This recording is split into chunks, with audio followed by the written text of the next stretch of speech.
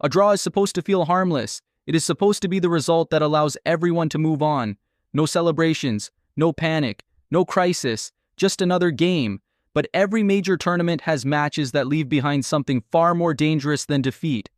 Questions. And sometimes those questions become impossible to ignore.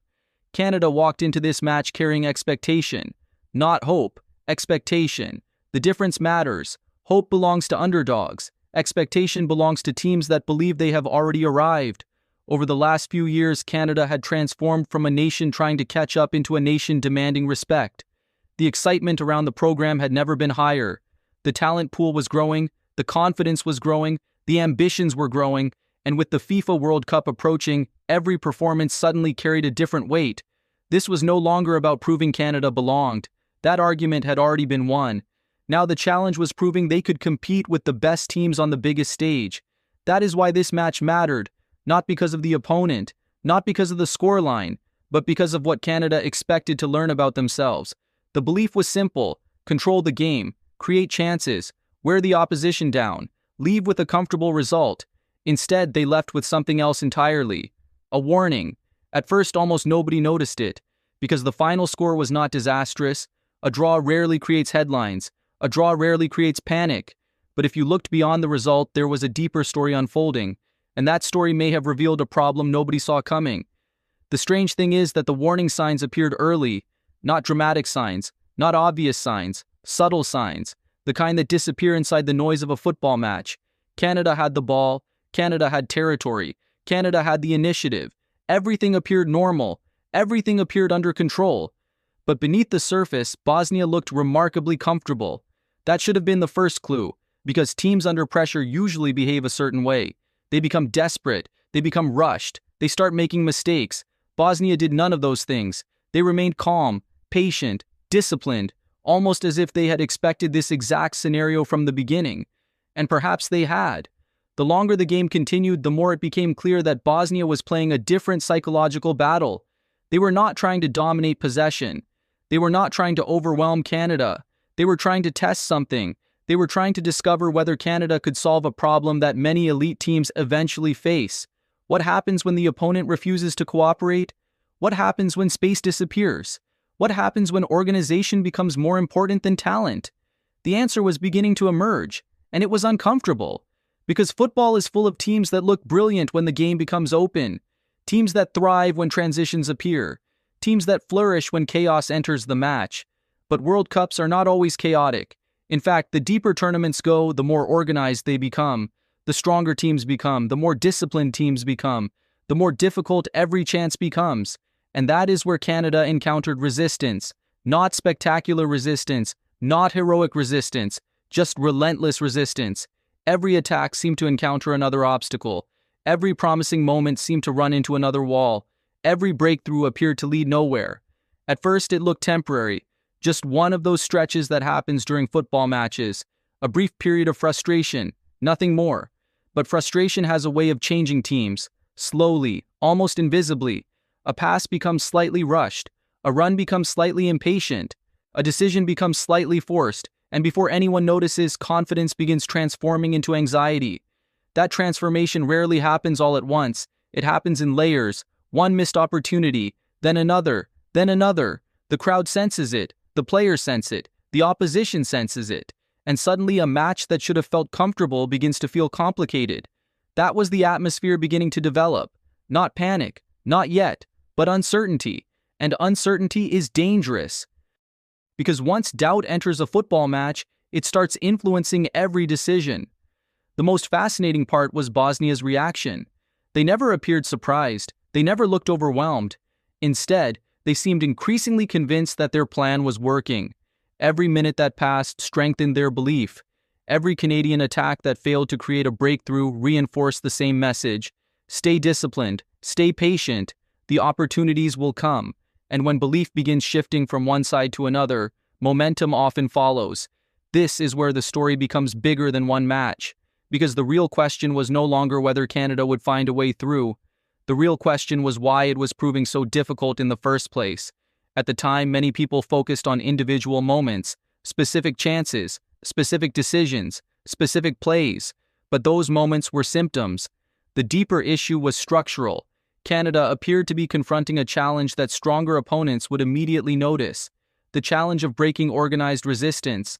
That sounds simple, it isn't. Some of the world's greatest teams struggle with it, because there is a massive difference between controlling a match and controlling its outcome. One can exist without the other. You can dominate possession, dominate territory, dominate momentum, and still fail to dominate the result. That distinction matters, especially at World Cups, because World Cups are built on narrow margins. The difference between advancing and going home is often measured in moments rather than performances, and suddenly Canada found themselves trapped inside that reality. The game was no longer unfolding according to expectations. The opponent remained organized. The resistance remained intact. The questions continued growing. Then came another shift, one that changed the emotional energy of the match completely. Bosnia started believing they could hurt Canada. Not survive, not endure, actually hurt them. That psychological change is enormous, because once an underdog stops defending and starts believing, the entire balance changes. Now the favorite faces a new challenge. Not only must they solve the original problem, they must also manage the growing threat on the other side. Pressure multiplies. The clock feels faster. The mistakes feel larger. The consequences feel heavier. And suddenly, every decision carries more weight than before. This is where football becomes psychological. The game itself remains the same. The field remains the same. The players remain the same. But the emotions surrounding every action become completely different. A simple misplaced pass feels catastrophic. A missed chance feels devastating. A promising attack feels urgent. The pressure starts accelerating everything. And Canada appeared to be feeling it. Not because they lacked quality, not because they lacked effort, but because expectation changes the experience of competition. Nobody expects perfection from an outsider. Everybody expects solutions from a contender. That expectation creates pressure, and pressure exposes weaknesses, sometimes weaknesses nobody knew existed. Looking back now, this may have been the most important lesson from the entire match, because the result itself was manageable. A draw can be explained away. A draw can be justified. A draw can be forgotten. But vulnerabilities are harder to ignore, especially when future opponents are watching. And make no mistake, future opponents are always watching. Coaches study everything: patterns, habits, strengths, weaknesses, moments of discomfort, moments of uncertainty. Every match becomes information. Every performance becomes evidence. And this match may have provided valuable evidence. It suggested that disciplined defensive structures could create genuine problems for Canada. It suggested that controlling possession would not automatically produce solutions. It suggested that patience alone might not be enough. Those are not fatal flaws, but they are important questions, and questions become dangerous when tournaments approach, because tournaments have a unique way of amplifying unresolved issues. A problem that appears small in one match can become decisive in another. A warning ignored in June can become heartbreak months later. History is filled with examples: teams that received early warnings, teams that dismissed them, teams that convinced themselves everything would be fine, until it wasn't. That is what makes this story so intriguing. Nobody is claiming Canada is in trouble. Nobody is suggesting disaster. The team remains talented. The ambition remains real. The potential remains enormous. But confidence and certainty are not the same thing. And this match may have reduced certainty, even if only slightly. As the final stages unfolded, there was a growing feeling that something important was being revealed, not through drama, not through collapse, through resistance, through frustration, through unanswered questions. The most dangerous problems in football are often the ones hidden beneath acceptable results. Losses force immediate reflection.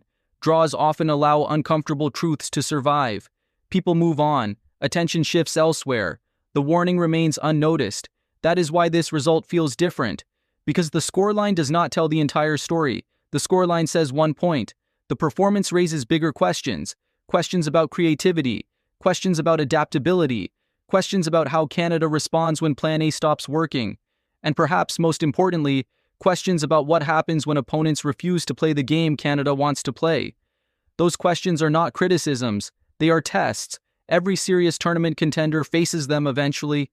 The difference between good teams and great teams often comes down to the answers. Can they adjust? Can they adapt? Can they find solutions when familiar patterns stop working? Can they remain calm when frustration begins taking control? Those are World Cup questions, not friendly match questions, not qualification questions, World Cup questions. And that is why this draw feels larger than the result itself, because somewhere inside 90 minutes of football, a new narrative emerged. Not a narrative about failure, a narrative about uncertainty, about whether Canada has already solved every challenge standing between them and genuine contention, or whether there is still one major obstacle waiting ahead. Perhaps the most revealing part is that Bosnia never needed to dominate the match to make their point. They simply needed to remain disciplined long enough for the questions to appear. And once those questions appeared, they became impossible to ignore.